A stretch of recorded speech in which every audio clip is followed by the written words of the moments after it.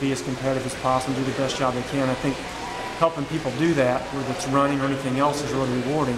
Mm-hmm. But I think on top of that, I just really enjoy tinkering, with the machine, which is the human body, and right.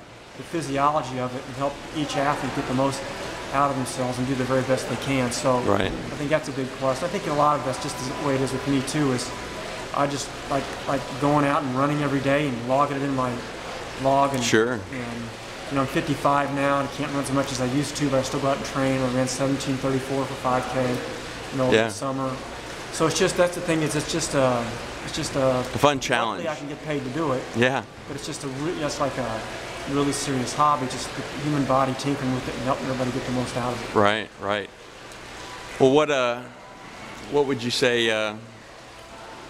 What this state of, and I'm really sickened by this Division I conference realignment. It just makes me sick, and I'm scared for the future of the non-revenue sports and even the schools that aren't going to be the top 50 big schools. But just what's your thoughts on the state of the sport in the country, and any suggestions on what can be? I think I think we've just seen great performances, from Missouri high schoolers with the growth of the Coaches Association, also the internet, where kids can see these other kids and other performance from across the country and go to these big events and say, hey, well, there's your motivation. Get up and go train because I want to do this or that. Or just if you want to give a brief, just if you feel like sharing any. First part of your question with the conference realignments, I mean, I'm not an administrator at a high level in the athletic department, nor am I an accountant.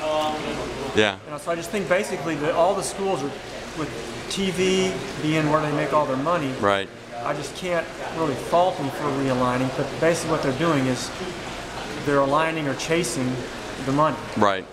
And so I think, they just have to do what they have to do, and I think it's kind of upsetting to me too, and I kind of see like a long-term relationship like between Missouri and Kansas. Oh yeah, it's so sad. The greatest thing about college athletics is the rivalry. Sure. And a great example being, when I was a coach at Kansas, my brother at the same time was one of the biggest Missouri fans ever. Sure. So Thanksgiving was like the war. Right. And then one of my nephews is a Kansas fan, and one of my other nephews is a Missouri fan. Right. So I think that's kind of sad, but I think when you boil it all down, it's the athletes, the kids coming out of high school, coming into the college system, striving to be as successful as possible. And I think eventually the conference realignment is going to slow down and settle a little bit. Yeah.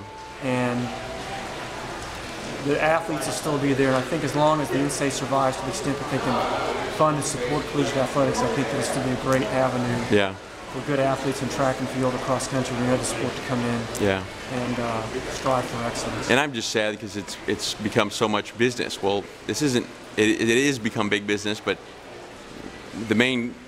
it's really supposed to be about the student athlete, and so But anyway, I think right now the focus is on the business. I think eventually that'll settle out. I hope so. Yeah. I think hopefully the schools will get a chance to return back to their first order of business, which is developing young people. Right. And just wrap up, any thoughts on the state of sport and anything that you think that needs to be improved or changed, or to me it's meets are so fun and exciting and dramatic, and none of that comes across on TV to just the general public. To just the regular person sitting on their couch, and that's just one of my many complaints, and to explain to a regular person just what a 70-foot shot put is, or a 26, 28-foot long, I mean, that's just unreal, and relating that to just every person, just a normal person's everyday life. I mean, that's phenomenal, unreal. Well, yeah, so I think to me, especially if you're looking to say the high school and the college level, I think track fans and supporters are the most active and the most loyal. Sure. And it's just a basic support level. But I think if I can encourage people to do one thing, it's to be more vocal and politically active inside your school district, right, just inside your school or with your university, and be more vocal in communicating with the administrators and the people that actually pull the strings at the top, that athletics generally, and especially non-revenue sports, right, and track and field and cross country especially, are viable and important whether they make money or not.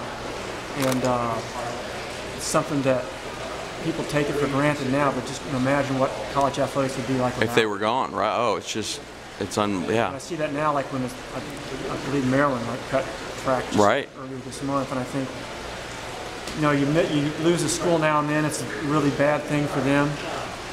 And people say don't really take that seriously, but if that starts happening, you know, at a high rate, it's going to seriously handicap, you know, what the sport can do for young people. Right.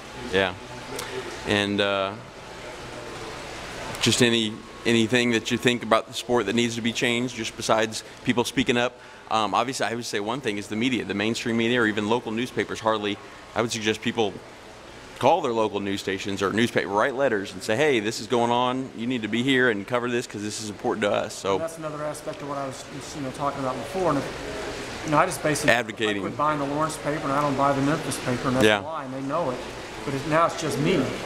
Right. But if like hundreds and hundreds of people, you know, get a little more militant about it, and maybe we can rally online and get with the connected social media world. Maybe that's the key to rallying the people who. I agree with that. I think we never had at no time in the past have we had as much power. Now with the technology we have, a great number of people can get organized and make a greater impact in a shorter amount of time. Yeah. Yeah. Well, Coach, appreciate your time, and thanks for visiting with me, and good luck this season. And indoor, have you guys got a meet coming up before break or at Memphis? Our early was meet at Arkansas State on the 2nd of December. It went really well. None of my athletes competed because we just finished cross country season. But you know, it was unqualified. It was a great success, and we're looking for. First meet now, which is in Birmingham on the 12th and 13th of January. Okay. One thing that most people don't know yet, but not the University of Birmingham. Of course, they'll host meets there. But the University of Alabama, Birmingham, and some other schools, they're going to be hosting meets now. They built a brand new 200-meter banked Mondo track. Oh my goodness! I know it's 200 meters and it's artificial bank. State-of-the-art facility in Birmingham, and so a lot of the SEC schools are going to be hosting meets there now. Oh, cool.